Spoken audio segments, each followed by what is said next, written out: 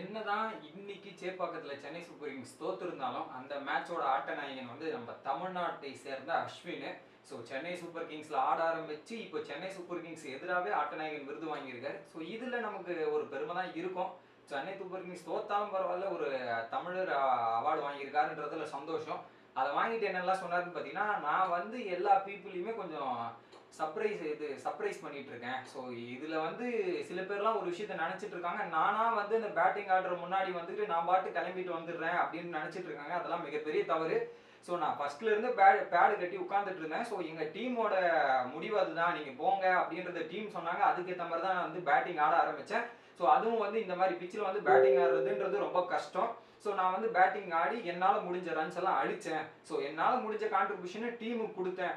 அது மட்டும் இல்லாமல் நான் ஒரு மிகப்பெரிய ஃபார்மில், அந்த டெஸ்ட் ஃபார்ம்ல இருந்து நான் இங்கே வந்திருக்கேன். ஸோ அதுக்கேற்ற மாதிரி எனக்கு ஃபார்ம் கிடச்சிது, பாலும் கிரிப்பாக வச்சு. ஸோ அதனால் என்னால் 2-3 விக்கெட்லாம் எடுக்க முடிஞ்சுது. அந்த விக்கெட்டை எடுத்தேன் அப்படின்றத சொன்னார். ஸோ நான் கடந்த 2 வருஷத்துக்கும் பஞ்சாப் கிங்ஸில் விளையாடும் போது பார்த்தீங்கன்னா அந்த அளவுக்கு ஒரு சில ஃபார்ம் இல்லாமல் இருந்தது. பட் இந்த வருஷம் வந்து நான் நிறைய ஒர்க் போட்டிருக்கேன், எல்லாத்தையும் பண்ணி விக்கெட் எடுக்காமல், இங்கே எடுக்காமல் நான் வேற எங்கே விக்கெட் எடுக்க போகிறேன். அது மட்டும் இல்லாமல் தோல்வியோ வெற்றியோ எனது விதிமுறைகள் உட்பட்டு தான் இருக்கணும் அப்படின்றத தெளிவாக இருக்காரு. பட் இந்த மேட்சை கம்பல்சரி சேஞ்ச் பண்ணதே அஸ்வின் தாங்க. நீங்களே யோசிச்சு பாருங்க, ஒரு பக்கம் 30 ரன் எடுத்துட்டாரு. ஸோ அவர் ஃபர்ஸ்ட் வந்த கேட்சை சென்னை சூப்பர் கிங்ஸ் தவறு விட்டாலும் அதை கேபிட்டலைஸ் பண்ணார்ல அஸ்வின். ஸோ அஸ்வினுக்கு இன்னைக்கு வந்து ஒரு பக்கம் லக்கும் ஃபேவர் பண்ணியிருக்கு. ஒரு பக்கம் கேட்ச் டிராப், ரன் அவுட்டு, இன்னொரு பக்கம் பார்த்தீங்கன்னா சிவம் டூபேவோட விக்கெட்டே வந்து லெக் சைடு பிச்சிங் லெக் தான். ஸோ அதுவே அவருக்கு போயிருக்க வேண்டிய விக்கெட் இல்லை. ஸோ அதுவும் அவருக்கு போயிருக்கு, ரிவ்யூ பண்ணாத இதெல்லாம் போகும்போது.